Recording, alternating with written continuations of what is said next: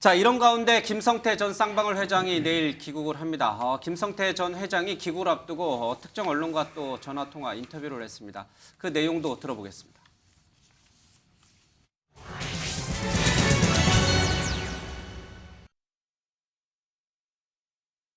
김성태 전 회장이 KBS와의 전화통화에서 이런 얘기를 했습니다. 이재명 만날 이유도 없었고 전화 한 통 한 적도 없다.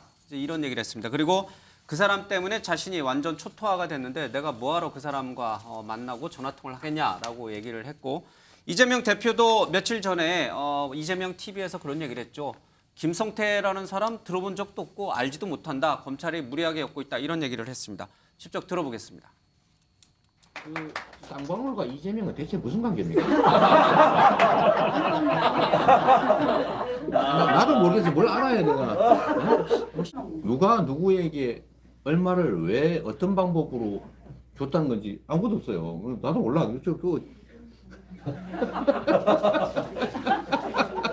어처구니가 없는 거죠. 언론들도 좀 카드라의 카드라 하는 카드라를 들었다. 이러면 안 되죠. 뭐 어쩌라고. 도대체 저는 김성태라는 분 얼굴도 본 일이 없거든요. 예, 이 얘기만 들어보면 이재명 대표도 김성태 전 회장을 모른다. 전혀 일면식도 없다라고 얘기했고, 김성태 전 회장도 이재명 대표를 전혀 만난 적도 없고 통화하지도 않았다. 일면식도 없다. 그렇습니다. 그러니까 무관하다. 지금 이렇게 양쪽이 주장하고 있으니까 이건 일치하고 있습니다.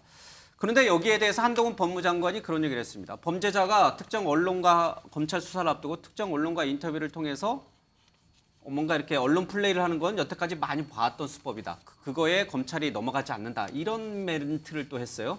자, 그러면 김성태 전 회장과 이재명 대표가 서로 모른다고 하는 것은 일종의 서로의 암시를 주고받은 이른바 말맞추기에 불과한 것인지 정말 모르는 사이였던 것인지 그 부분이 좀 궁금해집니다. 자, 한동훈 장관 얘기를 들어보겠습니다.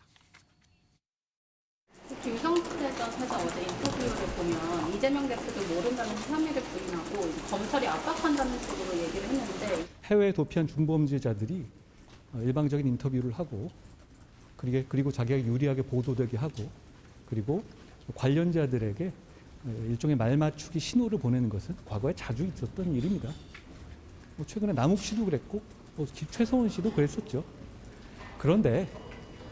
그런다고 범죄 수사가 안 되지 않지 않았습니까? 이번에도 마찬가지일 겁니다. 장관의 얘기를 들어보면은 김성태 전 회장이 KBS와 전화 통화하면서 이재명 대표를 알지도 못하고 통화한 적도 없다라고 말한 것은 흔히 말하는 해외 범죄자, 중범죄자들이 저지르는 흔한 수법이다라는 얘기예요. 믿지 않는다는 얘기예요, 그렇죠? 근데 이재명 대표가 모른다고 한 얘기는 그러면 어떻게 해요? 그것도 믿지 않는다는 뜻일까요? 제가 볼 때 그 뭐 모르는지 아는지는 사실 증거를 찾아야죠. 근데 알았다는 것. 그리고 예. 두 분이 각각 말하는 거는 어쨌든 뭐 본인들의 최대한 진심을 이야기했을 거라고 봅니다. 그런데 이제 이게 모른다라는 게 서로 신호다. 그게 관심법이 도움된 건지 뭐 말맞추기다 이런 나도 건데. 모른 척 할 테니 너도 나가서 나 모른 척해라 이렇게 예, 서로 그렇게까지 짜고- 이야기하는데 예. 실제 나온 내용이 크게 막 자세하게 있는 게 아니지 않습니까? 예. 서로 뭐 정말 만나본 적도 없고 그렇다는데 그게 저는 거의 사실일 거라 보거든요. 둘이 모르는 게 사실일 거다. 왜냐하면 검찰이 무리하게 이걸 변호사 대납으로 엮었는데 그 이재명 당시에 그 이게 지사 시절에 거기에 변호사가 마침 쌍방울 M&A 하는 그 로펌하고 같은 회사에 있었다 보니까 거기에 그거를 들어간 잠깐 화면 보겠습니다. 비용 중에 예. 일부를 계속 대납이라고 이제 이렇게 주장해 왔고요. 선전해 왔는데 그 외에는 이재명과 쌍방울이 연결되는 곳은 이하영 그 경기부지사, 평화부지사 말고는 없습니다. 그러니까 알겠습니다. 이재명 대표가 본인이 연결됐다는 건 거의 낭설이다. 저는 이렇게 생각합니다. 그러면요, 그러니까 말씀하신 대로 이재명 대표와 김성태 회장의 공통 부분, 교집합 부분은 거의 없다. 예. 단 하나 뭐 이렇게 관련자들이 뭐 사회이사로 있었던 거 그 정도밖에 없다. 이렇게 지금 얘기하고 계시죠. 근데 이게 우연일치인지 모르겠습니다. 한번 정리를 해보겠습니다. 이화영 전 경기평화부지사, 이재명 대표가 경기도지사 할 때 평화부지사를 지냈죠.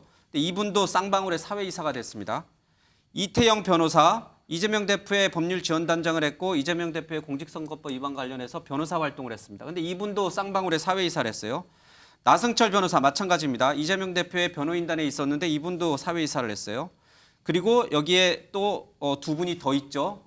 이 김인숙 그리고 조계원 씨 마찬가지. 이분들도 다 경기도에 일했던 분들인데 쌍방울에 사회 이사를 했어요. 자, 이런데도 불구하고 이재명 대표와 이재명 당시 경기도지사와 김성태 전 회장은 정말 모르는 사이고 전화통화도 없다. 근데 6명이나 쌍방울의 사회 이사로 있다. 이거를 지금 이제 믿으라는 거잖아요. 일단 여하영 그 부지사하고 연결이 상당히 높다고 저는 생각하고요. 예.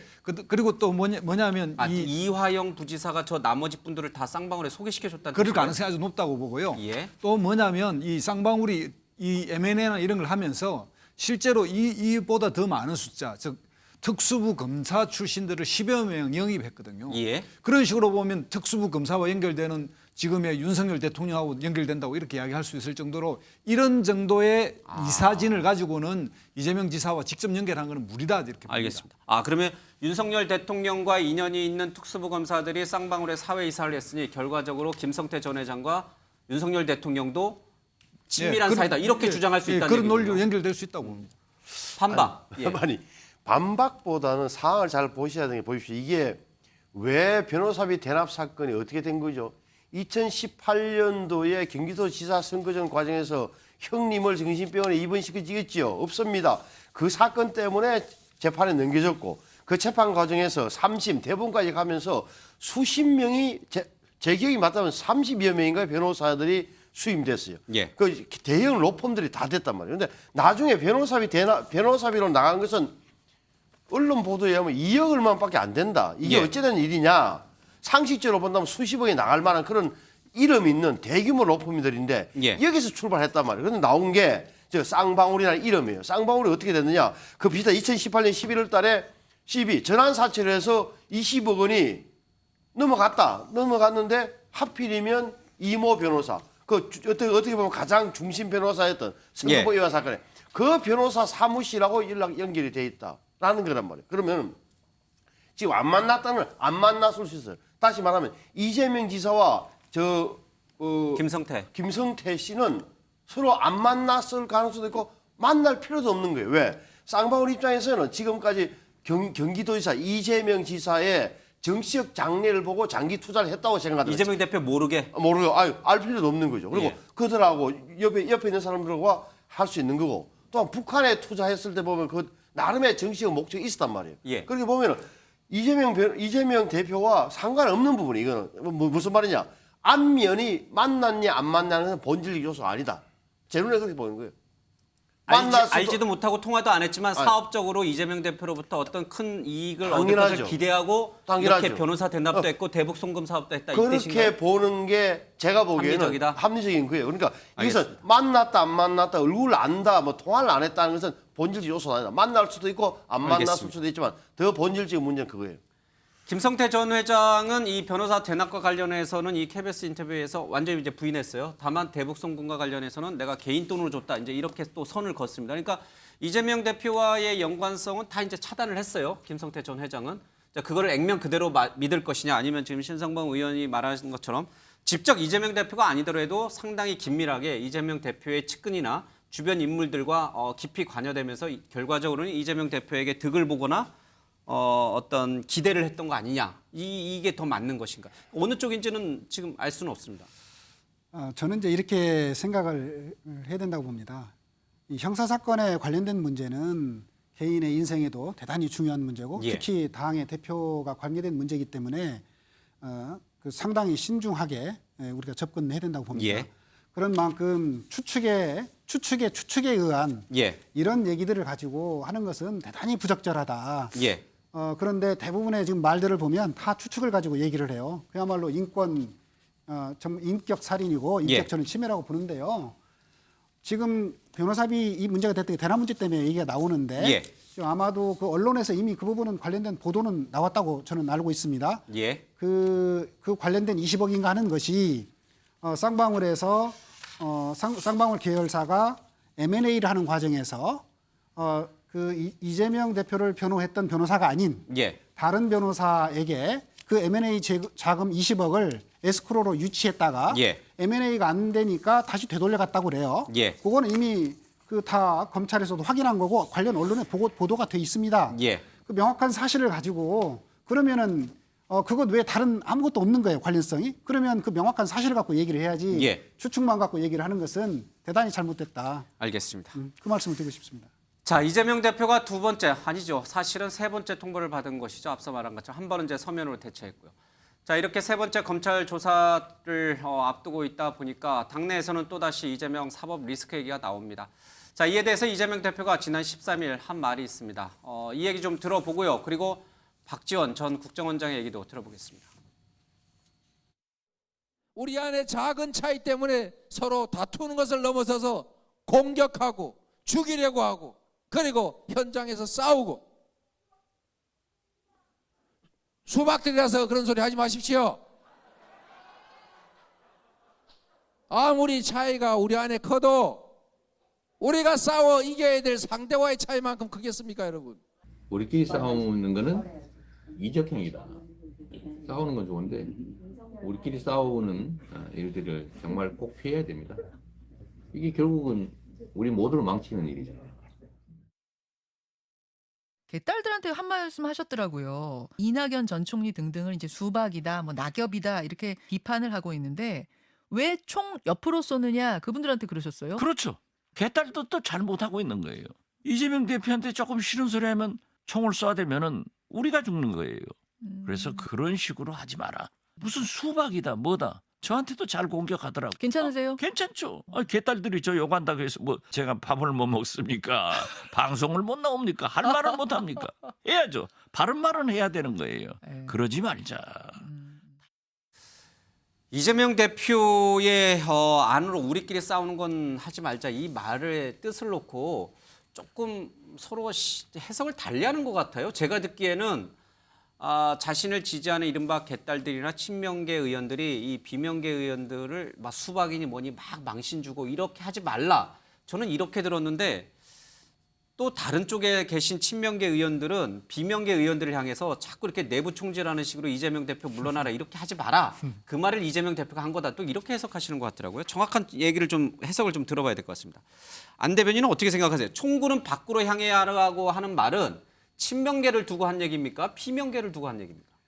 제가 봤을 때는 친명계를 두고 한 말이라고 생각합니다. 그렇죠. 왜냐하면 자신을 비판하는 제가- 비명계들 보고 친명계들이 막 뭐라 하지 말라는 그 뜻이죠. 그렇죠. 그러니까 예. 저 얘기를 저기서만 한 게 아니고 이제 뭐 예를 국민 속으로 예. 경청 투어를 하는 과정에서도 일부 당원들 중에서 당의 다른 목소리를 단합해야 되는데 다른 목소리를 내는 분들에 대한 비판의 목소리를 하신 분들이 있어요. 예를 들면 개딸들. 뭐 그런데 이제 그분들에 대해서 대표님께서 얘기한 거는 우리 당내에 다른 여러 가지 이견이 있을 수 있다. 예. 그런데 그거에 대해서 과도하게 비판해서는 안 된다. 우리 안에 차이가 좀 있다 하더라도 상대 당하고 우리가 경쟁하고 있고 지금 이 위급한 상황에서 예. 우리가 단합해야지 내부적으로 이렇게 총질하면 안 된다. 이제 이런 의미로 얘기하신 거죠. 그러니까요. 이재명 대표는 자신을 지지하는 친명계 의원들한테 비판적으로 얘기하는 분들에 대해서 너무 그렇게 거칠게 표현하지 말라라고 당부를 하셨는데 정청래 의원은 또 이 얘기를 하셨어요. 이거는 뭐 박지원 전 원장을 향해서 한 말이긴 합니다만은 개딸들에게 내부 총질 말라는 건 도둑이 경찰 보고 도둑질을 하지 말라는 것과 같다. 말할 자유는 있지만 말할 자격도 있다. 그러니까 본인이 과거 이제 선거 때 문재인 전 대통령 캠프를 향해서 했던 짓을 생각해 보면 박지원 전 원장은 이런 말할 자격이 없다. 아마 이렇게 얘기하신 것 같은데 정청래 최고위원이 저렇게 말하는 것을 두고 이재명 대표가 저렇게 하지 말라고 얘기하신 거잖아요. 근데 왜 정청래 의원은 오늘 SNS에 이재명 대표가 하지 말라는 걸 또 한 겁니까? 정청래 최고를 두고 하는 말은 아니고요. 예. 우리 당내에서 여러 이견이 있을 수 있다. 예. 그런 차이를 존중하고 우리 존중하는 것이 우리 당의 단합에 더 도움이 된다. 이런 알겠습니다. 취지로 말씀하신 거죠.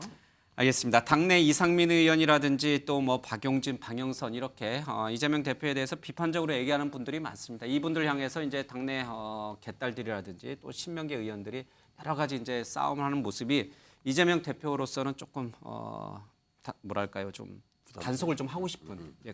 물론 이제 그 이후에 얘기도 있습니다. 이재명 대표가 왜 이렇게 집안 단속을 할까? 본인이 뭐 27일 날 소환 통보 받고 기소되면 그 이후에 당대표에서 물러나야 되는 그- 상황을 또 그거- 바꾸고 뭐 이런 그것은- 식의 또 그것은- 시나리오도 있더라고요. 그것은 그 전부터 예. 이것과 관계없이 예전부터 나온 얘기에 대해서 그렇게 얘기를 하신 거고 예. 지극히 민주정당에서 여러 의견이 있을 수 있는 가능성들을 열어놓고 그러면서도 존중해줘야 하는 그런 알겠습니다. 얘기죠. 예. 그거에 대해서 이렇게, 복잡하게 생각을 해는 아니라고 생각합니다. 예. 이게 저 수석 대변인이 나와 계시니까 이제 해석이 깔끔하게 되는 것 같아요. 이제 교통 정리가 확실하게 좀 되는 것 같습니다. 알겠습니다.